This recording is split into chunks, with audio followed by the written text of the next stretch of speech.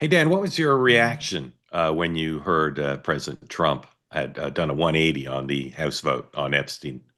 What was your like stream of consciousness reaction? One of the few times in his presidency where events are controlling him and he's not controlling events. Sean, were you surprised that the president did a 180 on that thing? No, we talked about this last week. The votes continue to get higher and higher, and it was inevitable. And the idea was be on the right side of the vote.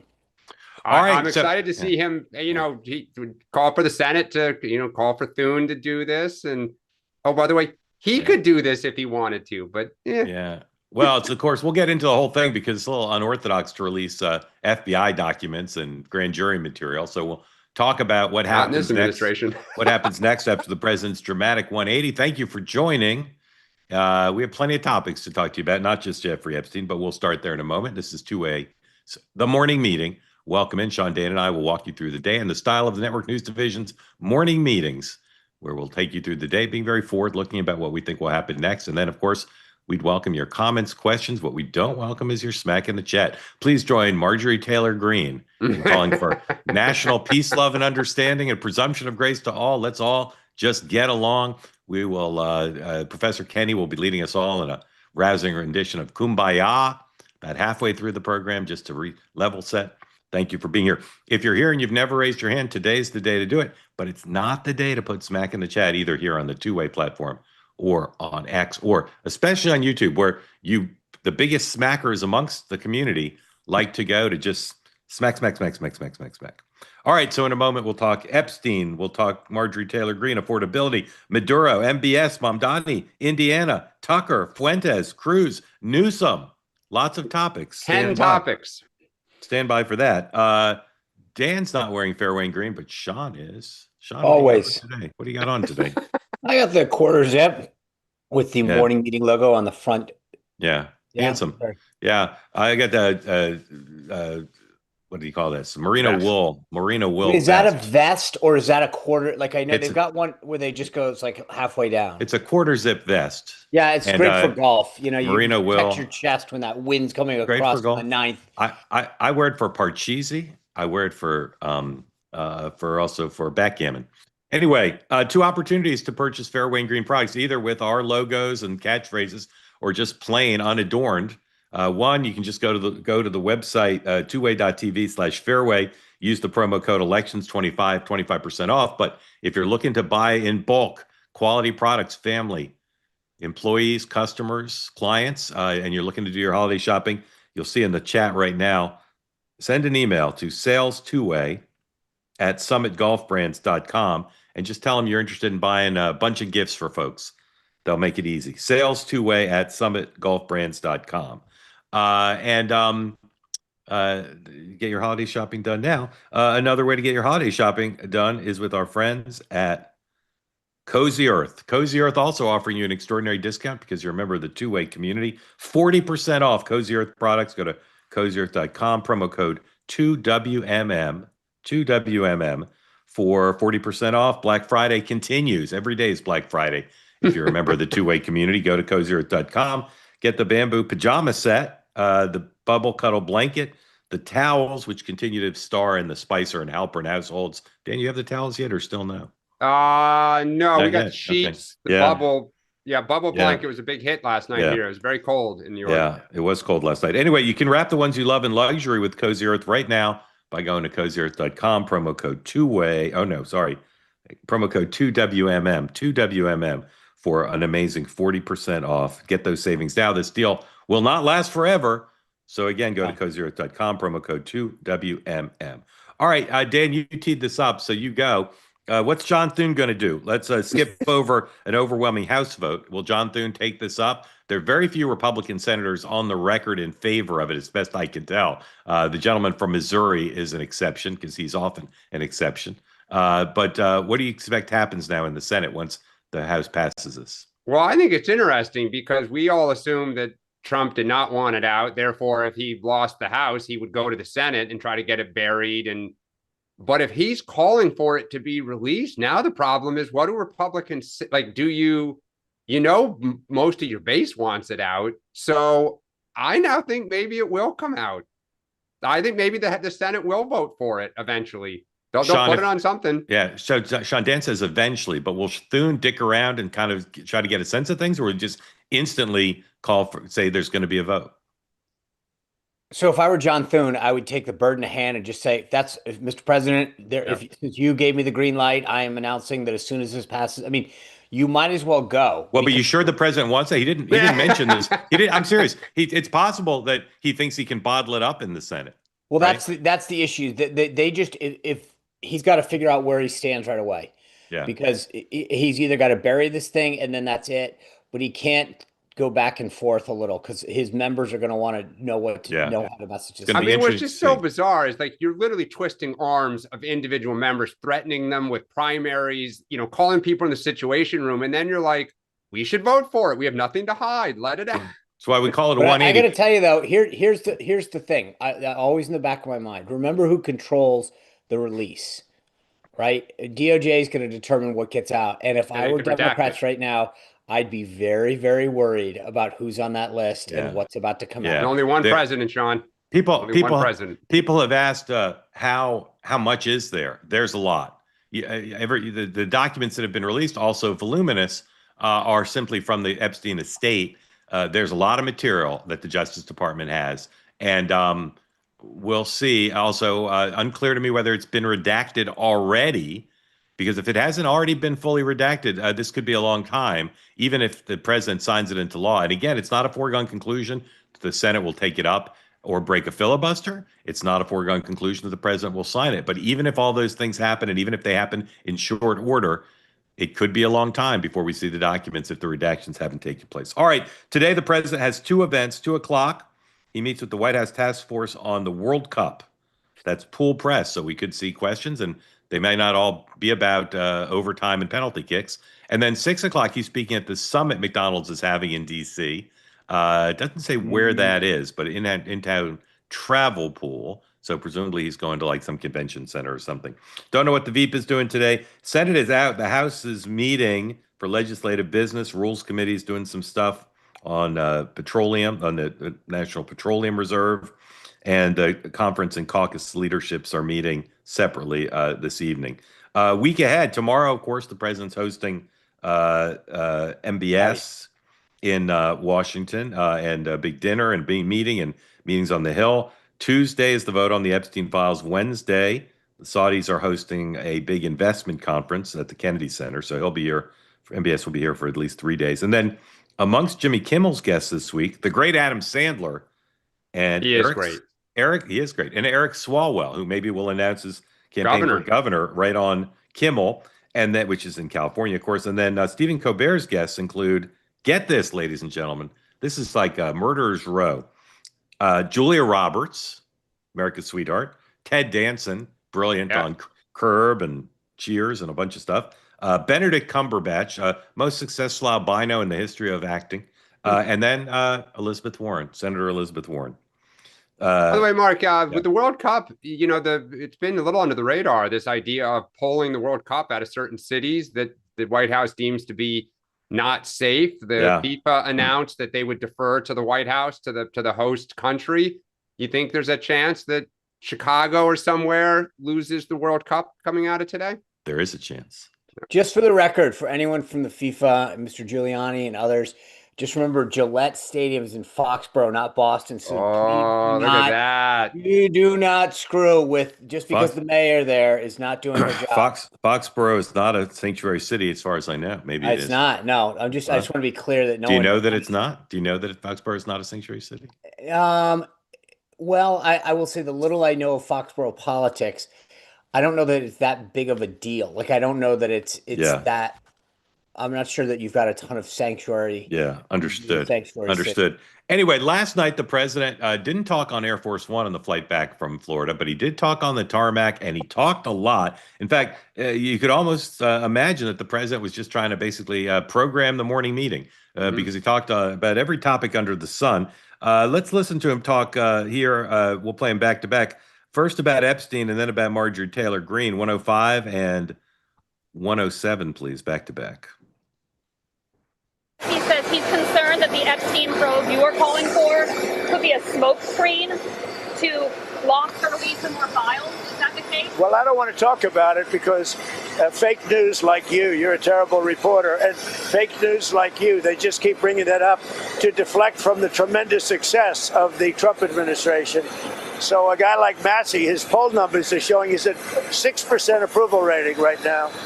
And we call him Rand Paul Jr. because he never votes for the Republican Party. So they're using Jeffrey Epstein as a deflection from the tremendous success that we're having as a party. And her life could be at danger because of the rhetoric? Her life is in danger? Who's that? Marjorie Taylor Greene, she says. Marjorie Taylor Greene. I don't think her life is in danger. Frankly, I don't think anybody cares about her. Okay, what about you? So both before and after the president's 180 on whether he supported the House vote, lots of back and forth on social media. He using Truth Social, she using X between the president and Marjorie Taylor Greene. I can't read you her entire series of tweets because they're too much. 108 A and B, we'll flash them up on the screen. For those of you listening to the program on a podcast, you're out of luck because I'm just not going to read these things. But basically, she's saying she's endangered. It's all the president's fault. She still thinks the president's awesome, but she's not a traitor, blah, blah, blah, back and forth, back and forth. Sean, what, is it in the president's interest to keep going after Marjorie Taylor Greene now, or will he, you think, back down because, I mean, the vote's happening and he only elevates her? Well, not just that, but I'm not a big fan of red on red. I don't like it. Number two is that when you have a 1 or 2 seat majority, creating enemies that you may need for a vote is not probably the most helpful thing. So I'm not sure that it's helpful in the long run. I get he's not pleased with her position on this.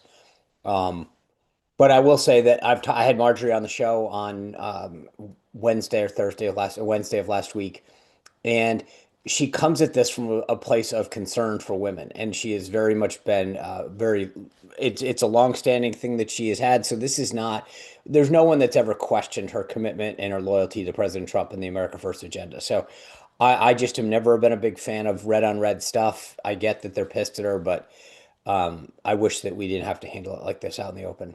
Dan, some Democrats have been texting me, including some from the Hill, saying this is epic because it's really the first big fight between MAGA and the president that's been caused by Democrat leverage, and that this is the start of the great unraveling, as opposed to just a one-off, idiosyncratic thing because of Epstein and Greene. Which camp would you be in and why? I mean, I think it's a one-off, but I said this to start the show. The last week has felt, for the first time since COVID in Trump's 10 years, where events are controlling him and he is not controlling events. And Marjorie Taylor Greene, let's assume this vote, it happens Tuesday and whatever, 100 some odd Republicans vote for it. She won. Like, he backed off. Now the question is, will he take her out in a primary? Because that has always been what makes him feared. Is over 10 years, his record in primaries is phenomenal. So I don't know if this is the beginning of kind of the party, not fearing him as much. We're going to get to some other topics where I think people are going to be in a bind and they're going to have to start choosing sides. But, she stood toe to toe with him and she won on this issue. Can I just say this? This is why this is not only just a one-off, but it is unbelievably unique. The president and MAGA made this issue a big deal during the campaign. Talked 100%. about the release. The DOJ, as we all saw, that group of influencers who came to the White House and they were talking about releasing the files, gave people binders. And then suddenly it was the first 180 was, now we don't want to talk about it again. So if you are a MAGA person, if you are a supporter of Donald Trump, then you thought you were on the right side of this issue for the last 2 years, where you were saying, great, he wants transparency. It's all Democrats wrapped up in this. This is great for us. It wasn't until he, said, I don't want to talk about it anymore. But you can't get people, it's like firing up somebody and then saying, well, you got to calm down. Well, you're the one who fired him up. And now you guys want him to just calm down. So this is, to me, a very one-off issue because it was initiated and propelled by the MAGA base. But here's where there is something for what Democrats, I agree with Sean. Trump made his own bed on this issue. But now I can look at another set of it, like healthcare, where Trump is saying we have to do something, his party doesn't. what you see in these instances is Democrats are united, Republicans are divided. And that is where, if they stick together, they have some leverage. They do, because you only have to break off a few people, and then you got a problem. Let me ask one more Epstein question, and then we'll move to affordability and healthcare. So the Republicans are right that the Democrats' motives are at least suspect, because when they had control of the White House and Congress, they didn't do anything to try to bring this stuff out. Yep. So they claim this is all about the alleged victims and this is all about transparency, but there's obviously a political motive too on the part of all the Republicans, all the Democrats claiming to want this. And I think Trump thought if he waved the bloody shirt of Bill Clinton and Larry Summers, the Democrats might back down. Dan, it seems to me that Trump made a miscalculation here, not just about Marjorie Taylor Greene, but also about the Democrats. The Democrats in Congress don't care if Bill Clinton and Larry Summers go down, it would appear. Sure. I mean, think of it this way. We talk about Trump's influence on the young voters with MAGA, right? And how influential they are, and how like this has kind of been a little bit of a bee in their bonnet. Most of those people weren't born when Bill Clinton was president. They don't care. It's a dog from 30 years ago. So I don't think the party cares. Of course, we're playing politics. We didn't care about this issue. It was J.D. Vance, Donald Trump, Kash Patel, who for the last 4 years beat the hell out of this drum because we were the deep state, supposedly, and we were hiding a cabal of pedophiles. We all thought it was absurd. So now you get into office, and to Sean's point, you're like, nothing to see here. We're like, okay, we're going to have some fun with this. Sean, I will say, I just, beyond Bill Clinton and Larry Summers, I do wonder how many other people, especially big dollar donor types, CEO types, are on the, no, I mean, I'm not saying, but like this could, I think, have an interesting take, not just on we think about donors, market forces. I mean, there's a lot of ramifications that I think could come out of this thing. There are a lot of people probably not sleeping well in my neighborhood on the Upper East Side right now. Will the Democrats trust the redaction process? Will Marjorie Taylor Greene trust the redaction process? No, because conspiracy theories need oxygen. So they'll just say. I also think. I mean, here's the deal. We saw this last week with that Giuffre email.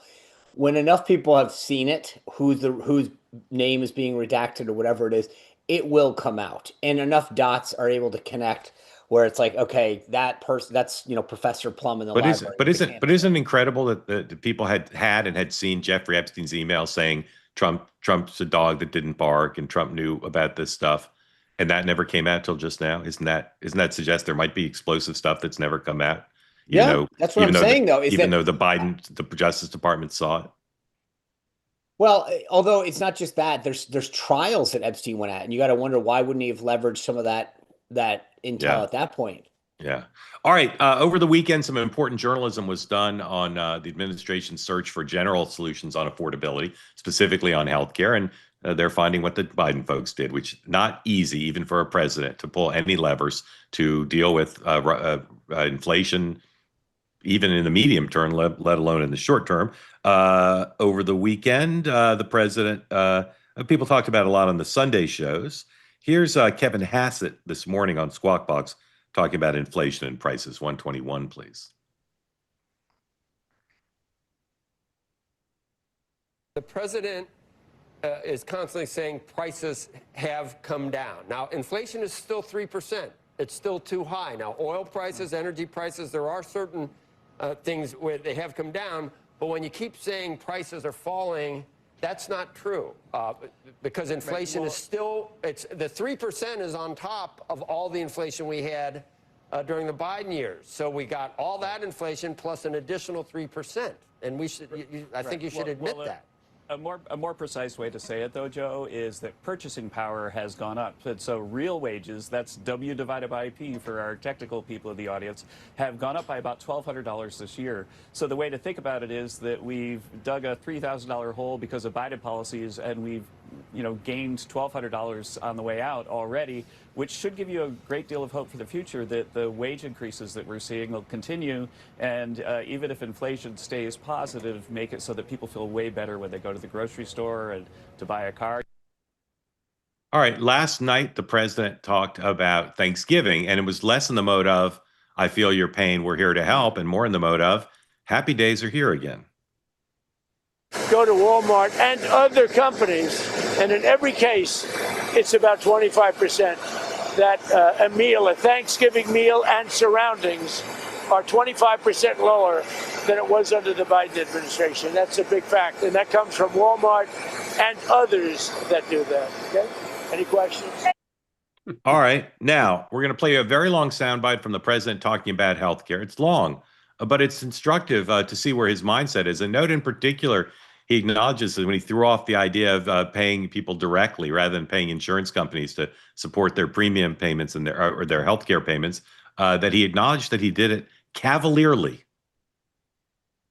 Are you negotiating with lawmakers on health care ahead of a vote next month? We're negotiating with lawmakers, and I've had personal talks with some Democrats. I can't tell you who they are. I just don't want to do that. It's not fair to them. About paying large amounts of dollars back to the people. You know, this was my idea. It came up during that. You know, oftentimes under times of stress, like the shutdown, you come up with great ideas that you wouldn't have thought of before. The insurance companies are making a fortune.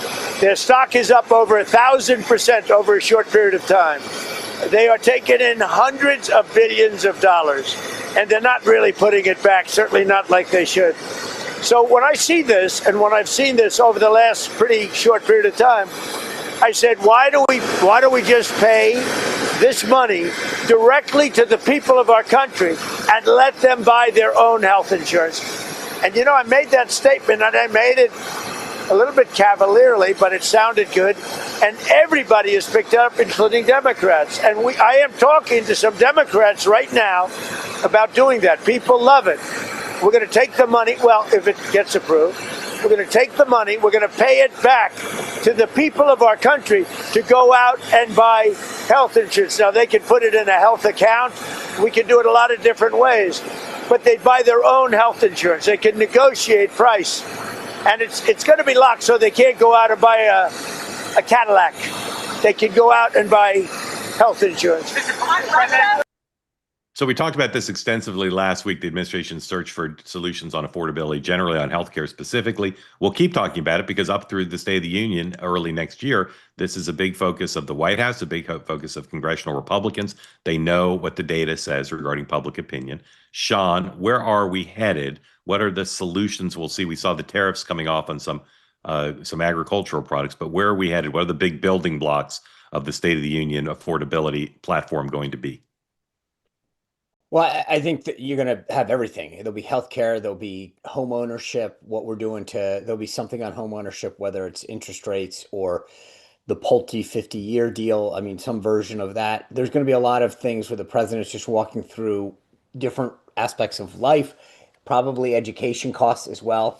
On healthcare, again, I think that's almost like a second bucket. There is an affordability piece to that. They'll definitely talk about prescription drugs and how they're taking them down through the Trump RX plan.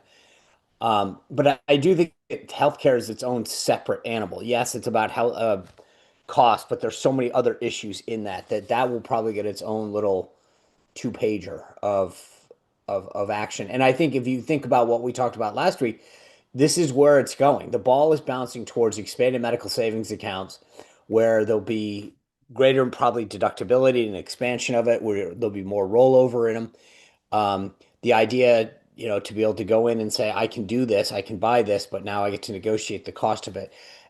Whether or not again, part of it that I want to be clear on is that's where I think there's the greatest amount of consensus between Barrasso, the whip, who's also a doctor, Cassidy, Trump, a lot of the other players in this, even Oz talking about it a little over the weekend. But you're starting to see a broad consensus. That's the one place where Republicans can agree on. And I think you could get some Democrats on board as well. Dan, what's your party's affordability agenda? I mean, right now it's extend the ACA credits. I mean, just stay focused on the here and now, right? That is an opportunity to make a difference in the real lives of real people. What the health savings accounts are a joke. Who are you negotiating with? Oh, I don't. 5 million people negotiating with health insurers. No.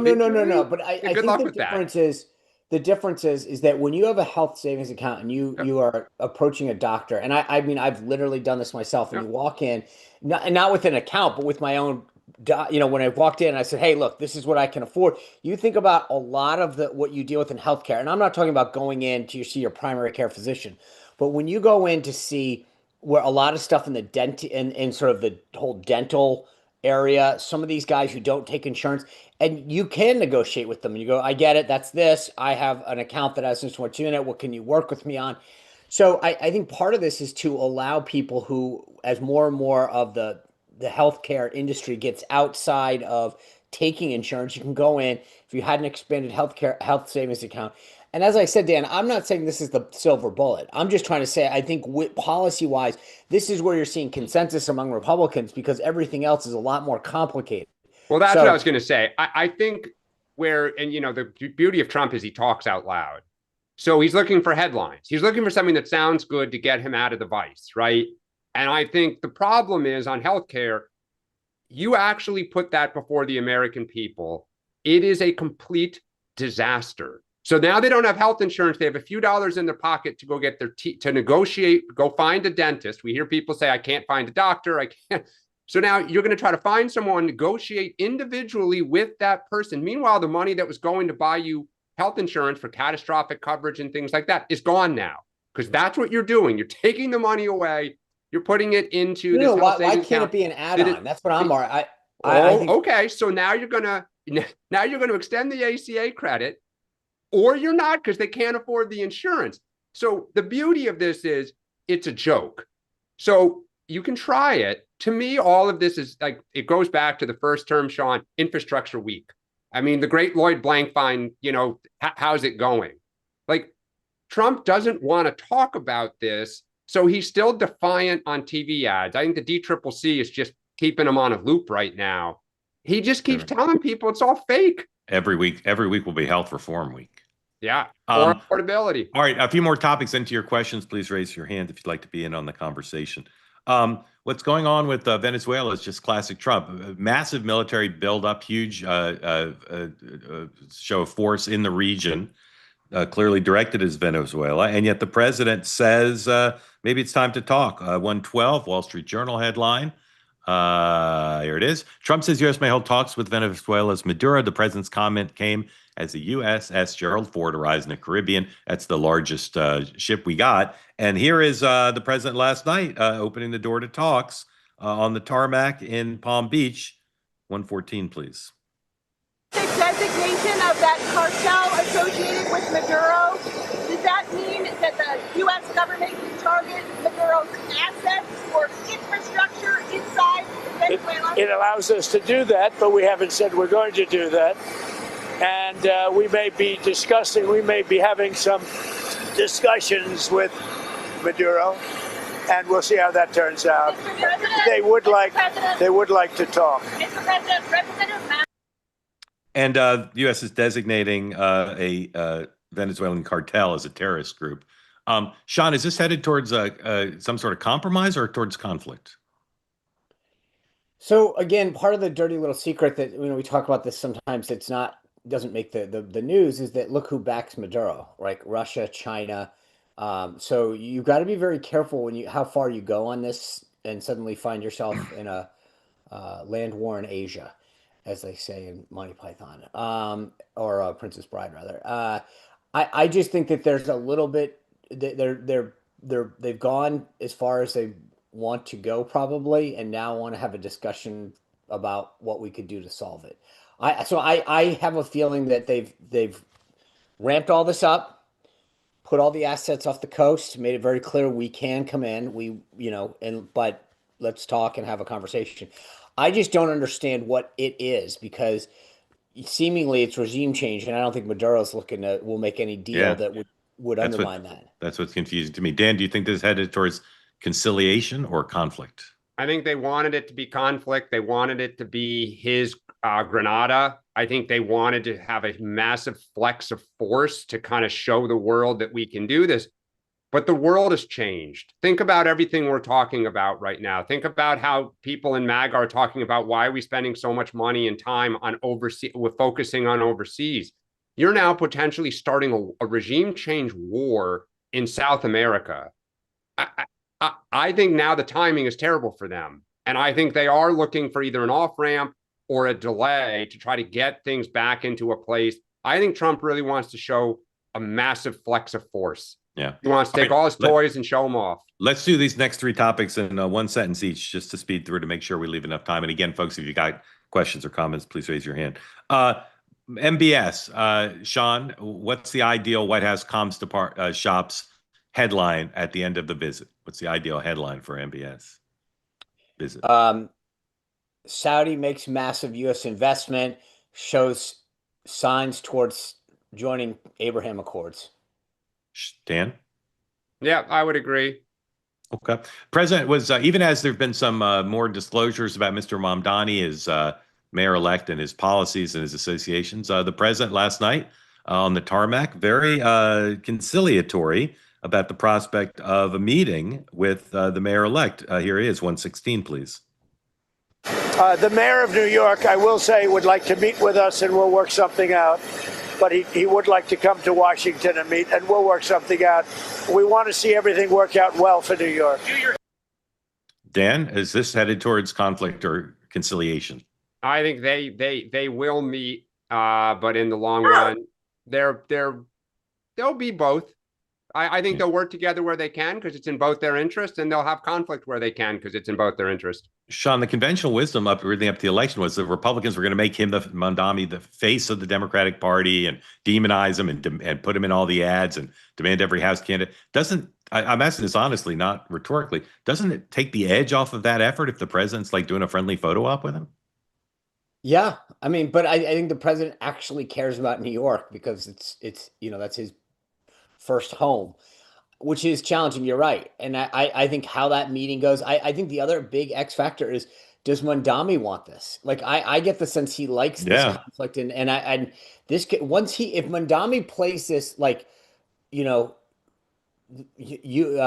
Zelensky first meeting, the equivalent of not wearing a suit, but he walks in and is smug and whatever, then this thing is going off the rails real quick. There's a great story in Politico today about, I didn't even realize this. It makes sense, but the mayor of New York needs a TS, probably even higher, a TSSCI.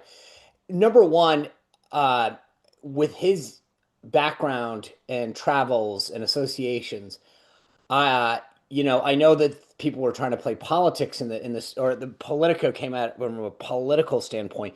But I actually have a hard time thinking that this guy's going to get would qualify for a TSSCI. Yeah, he might need he might need some references.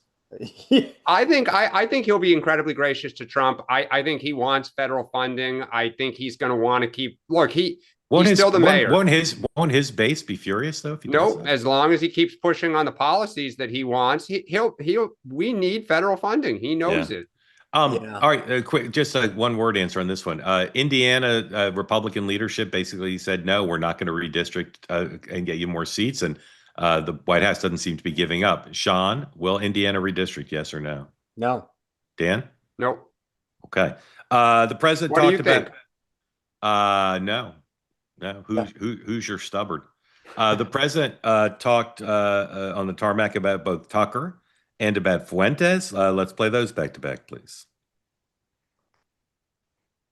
Tucker Carlson, what role do you think Tucker Carlson should play in the Republican Party and the conservative movement going forward? Well, I found him to be good. I mean, he said good things about me over the years. I think he's good. We've had some good interviews.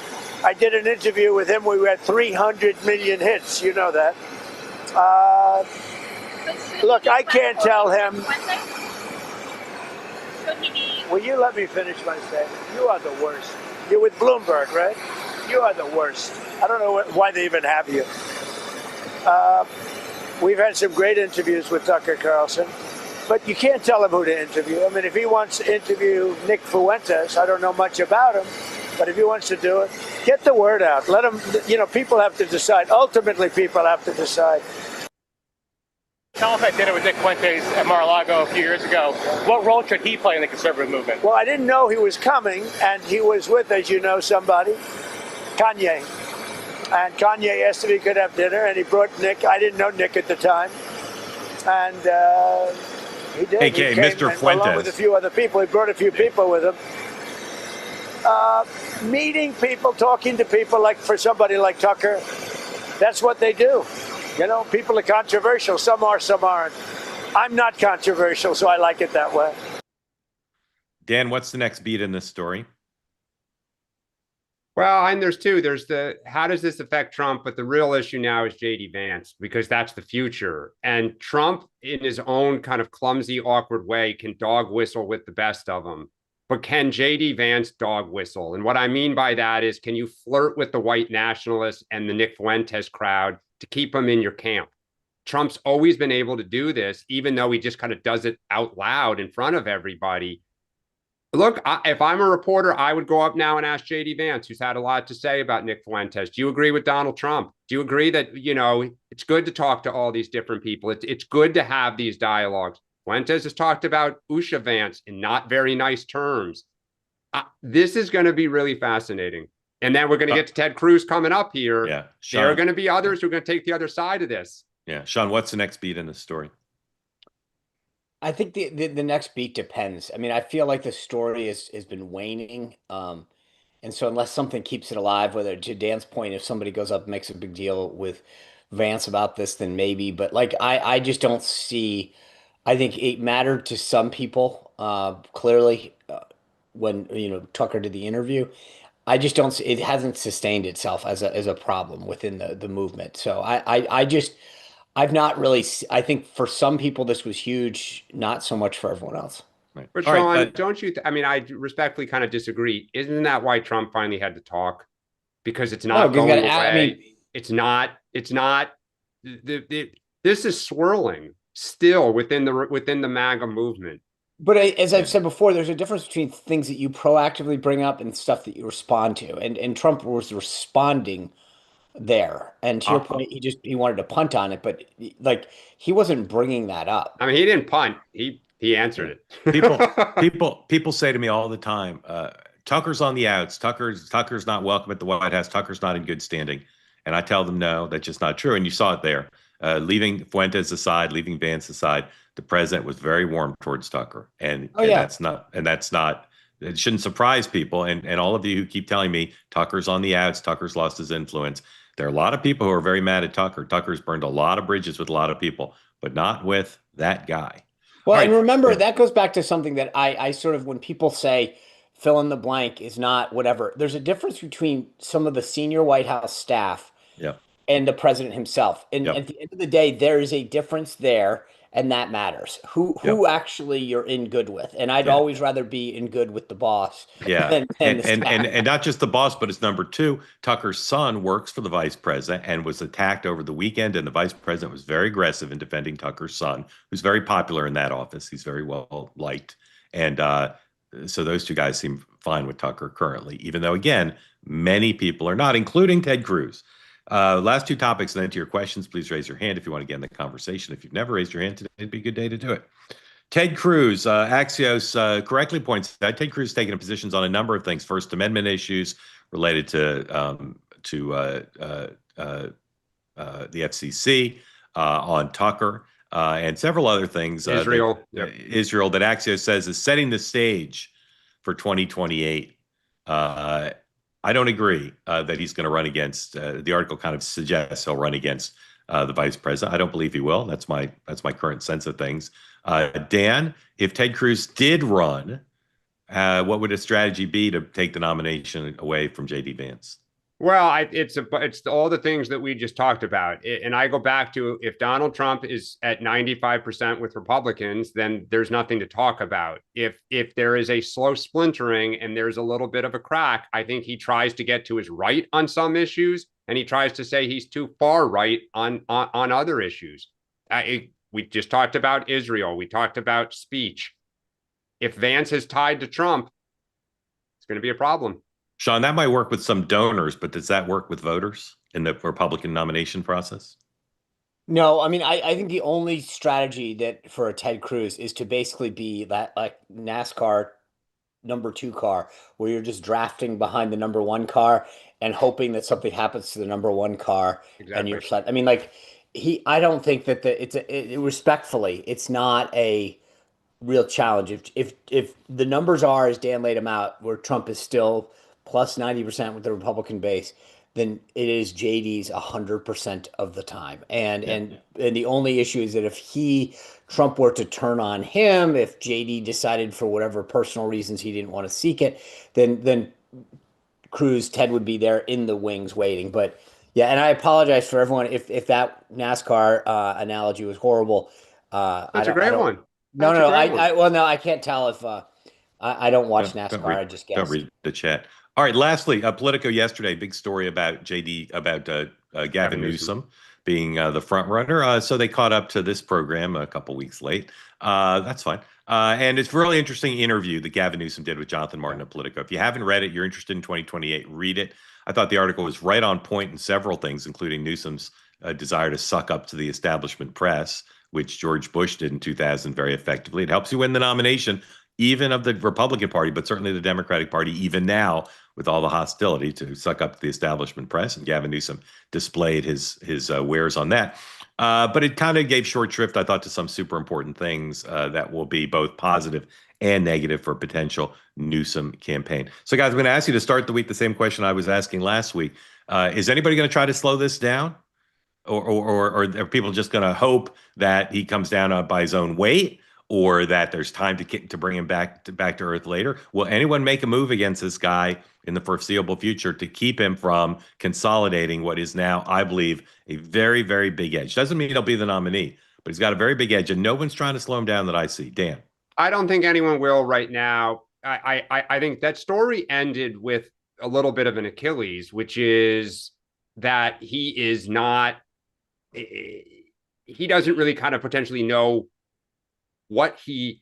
who he really is, which is something that we've always talked about. And I think the reason you don't panic yet, if you're another 2028er, is he is not pulling away in the polls. Kamala Harris still leads him or is right next to him in most things, right? He's hovering around 21%, which is better than the 7% that he was at. If he gets to 35% over the next 6 months, or you start seeing that movement, then you have a problem. But I think right now, he's winning over the punditry. He's won over X. He's won over the consultant class.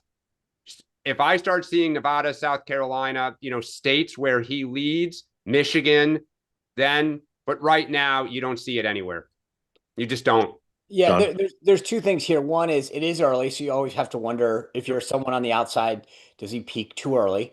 Number two is that then it comes back to the so who, right? I look at like Booker or Whitmer. I mean, it's like, what are you going to do? Go out? I mean, the reason that Newsom has been successful is because he has engaged, and he has engaged on social media and random platforms, and he said stuff in an engaging way. He's taken on Trump, and it's been cute and effective. I mean, like, he's gotten the attention.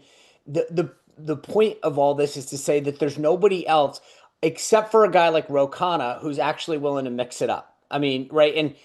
And so you've got Rahm, I think, who will go like, hey, I'll just raise a boatload of money and then we'll drop a bunch of oppo on the guy.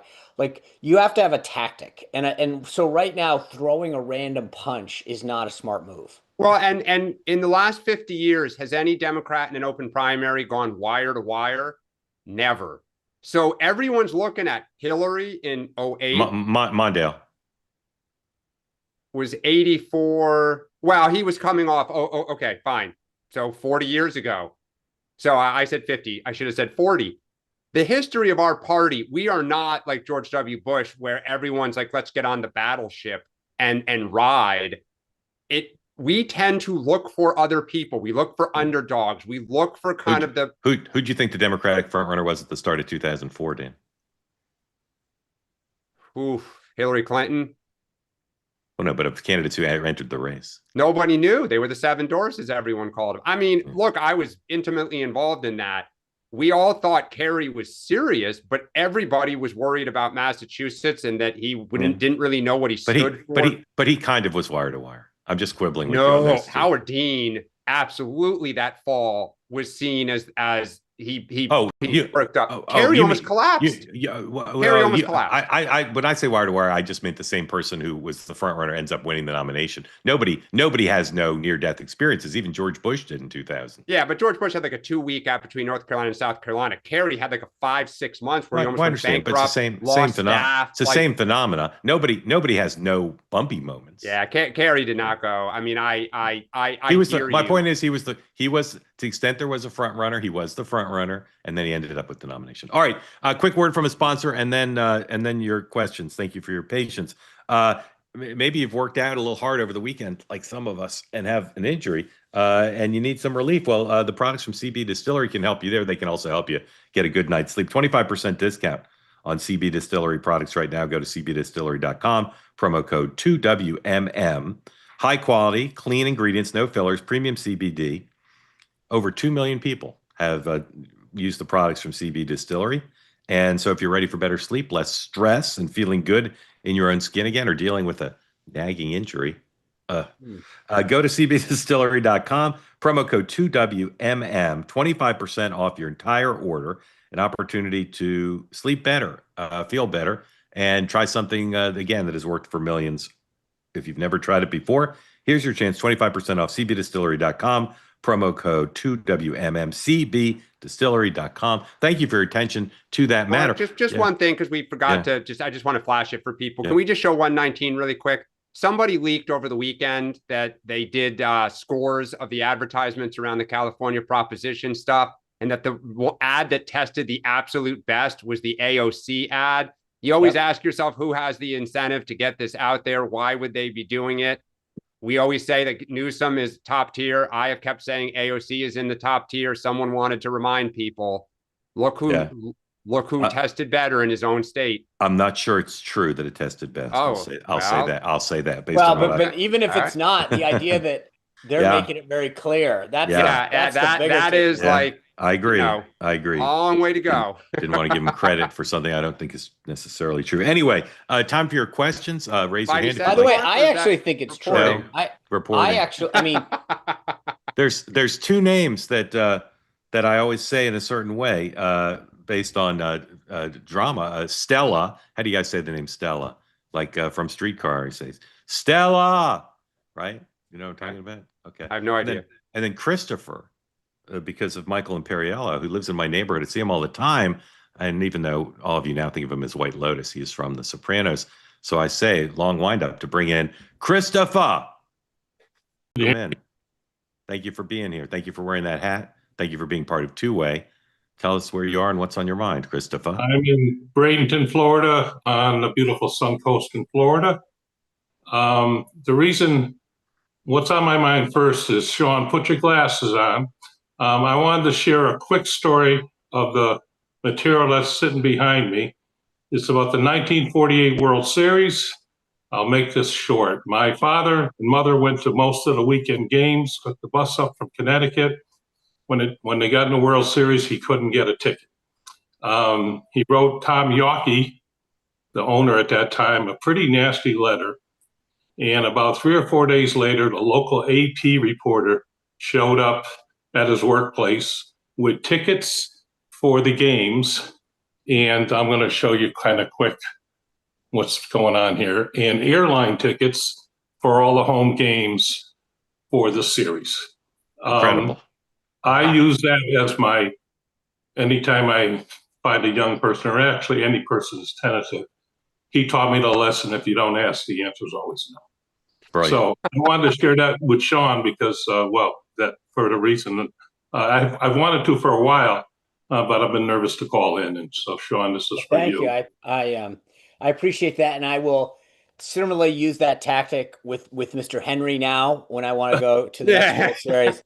I will say to John Henry, there's a track record for an owner flying somebody up and giving them tickets. You don't want tickets, you want his plane, is what you want. And the funny thing is the airline tickets were cheaper than the ticket to the game.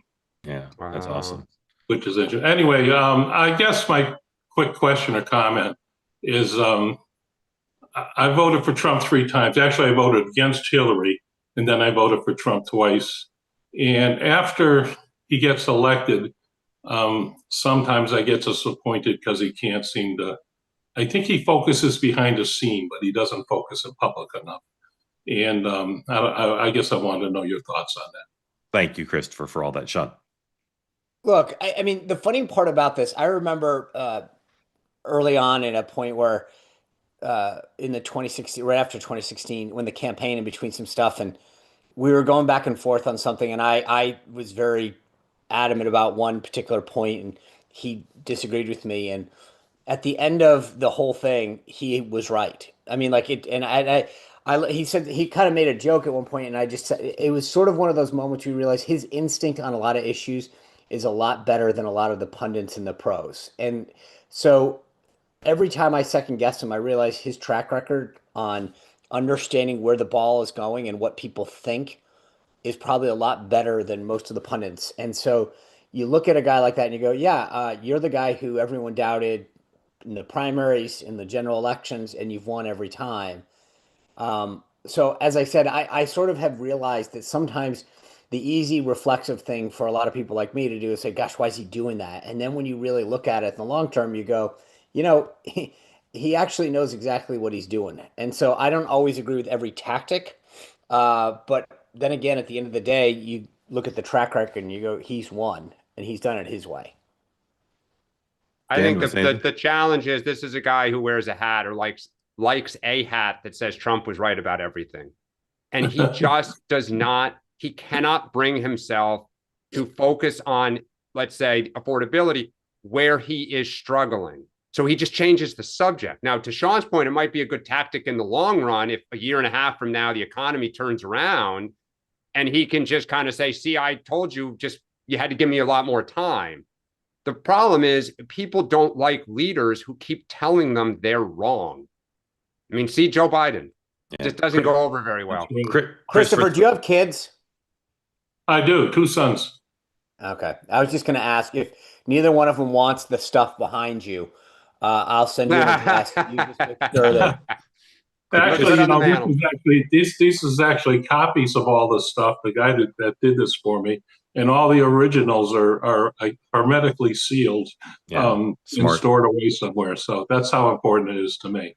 Okay. Christopher, thank you for coming. Thank you for sharing the sock stuff. And thanks. I'm glad I got on this time. Thank you for being part of Two-Way. Grateful to you. All right, sir, unmute if you would. Is your name correctly pronounced Arjun? Arjun? Arjun's good. Yeah. Arjun. Welcome in, Arjun. Thank you for being here. Tell folks who don't know where you are, what's on your mind for Dan and for Sean. I'm calling in from Ottawa, Canada. Welcome in, sir. And I'd like to start by saying that your president has really thrown a wrench into our politics. And well, we've got sort of a situation here that, I mean, I don't personally like it, but I mean, it is what it is.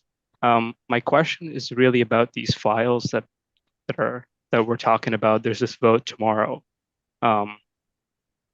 If you'd asked me a couple months ago what I think about whether these files should be released, I would say, yeah, you got to release them. But especially seeing how Kash Patel has changed since before the election and now after in this position, it worries me that there's something like particularly explosive in these files that could really disrupt American, but also more than American politics. Like we know at least that one more country's involved, right? Like Great Britain.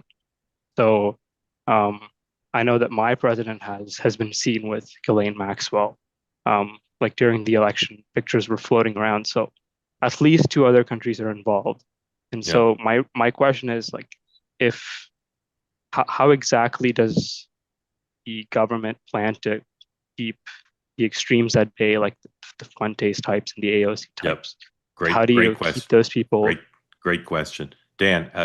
How do we keep this from causing explosions that could have unintended consequences? You raise a great point. I had not thought about that. Obviously, Prince Andrew, there's been a lot of stuff in the news about all of his involvement, but in terms of business leaders in other countries, government figures, I'm not sure how you can contain that. And I'm not sure how you can contain the internet and social media, because particularly it is likely, as we said earlier, there will be redactions that is going to spin people off, as Sean was alluding to.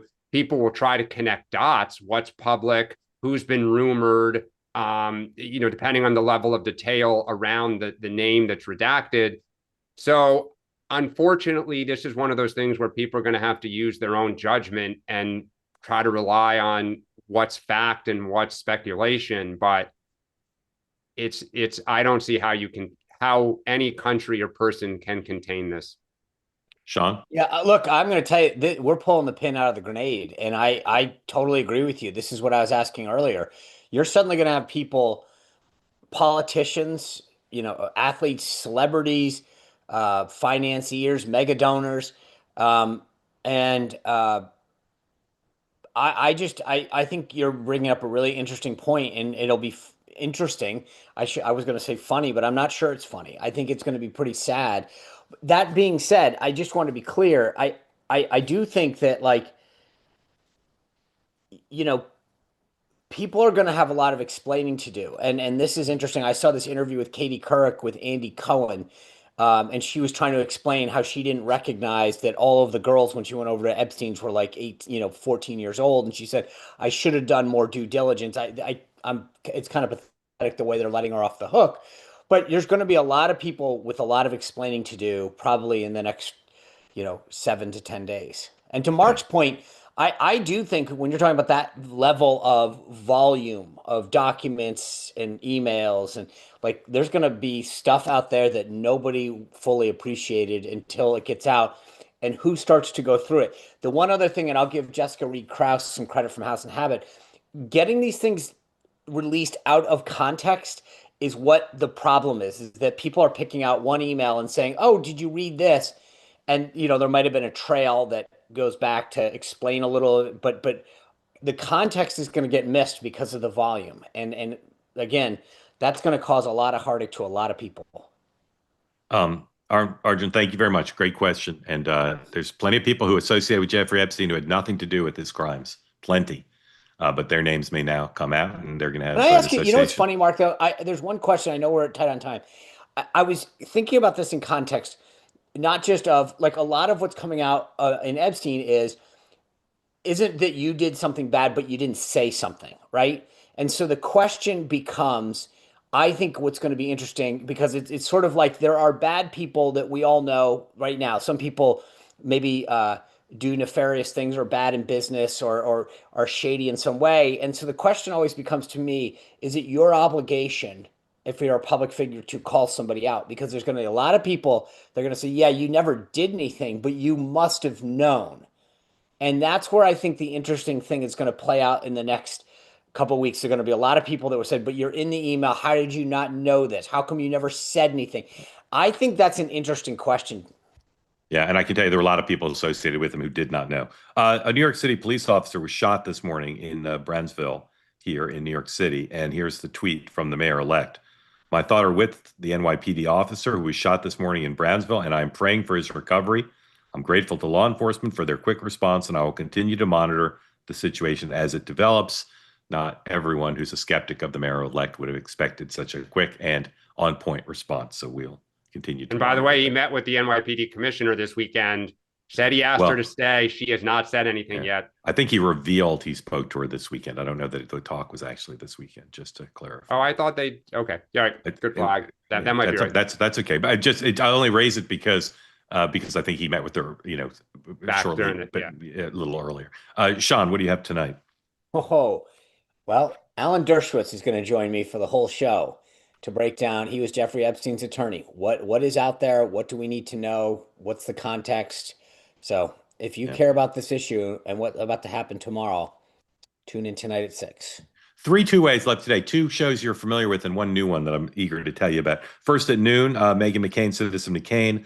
My friend Bianca Golariga has a book. You shall talk to CNN anchor. Talk to Meghan about everything that's in the news. That's at noon Eastern. My guest at 6 o'clock on the two-way tonight, former Maryland Governor Martin O'Malley, also was the head of the Social Security Administration. Super bright guy, and looking forward to having him on and taking your questions. And then a new program for those of you who can remain confused about what two-way is, we're not just about politics. We are going to have all manner of new shows here on different verticals. Ethan Suplee is a famous actor. If you Google, you'll see. You may not be familiar with his name, but you've seen him and stuff. And his new show is Lifelong. It's a program new for us. The premise is simple but very serious, which is Ethan believes health is not a finish line; it's an ongoing process. He's lost a ton of weight. He's really just gone full on the question of how you reset and calibrate and recommit to living a healthy life, whether it's nutrition or sleep or exercise. He's an extraordinary communicator. If you're interested in thinking about wellness in a whole new way, if you're interested in being involved in a community and a conversation like no other about how to not just follow rules, but to have the right mindset about all of this, no shortcuts, just honest conversation about what it takes to build a healthier life. Please join Ethan tonight, 7 o'clock Eastern time. And his guest, I confess, I'm not familiar with Jacob Foods, but Jacob Foods knows a lot about all this. That'll be Ethan's guest tonight, talking about no BS food, about nutrition. Jacob Foods and Ethan Suplee. Join them tonight, 7 o'clock Eastern time, here on Two Way. And we'd love to hear what you think about the program after you watch it. And the three of us will be back tomorrow, 9 a.m. Eastern time. Next week, no two ways for me. No morning meetings and no two-way tonight. So I'm warning you now. Don't email me Monday to ask where the show is. We'll be back the following week, but we'll be here all this week, the three of us. So please join us again tomorrow and all this week, 9 a.m. Eastern time, the morning meeting. Thank you all. I'll see you at 6. Have a good day. Thanksgiving next week, people. I know. Believe me, I know. That's why. Yeah, that's why. It's Thanksgiving. We're off for the holiday. Have a great day, everybody. We'll see you tomorrow at 9.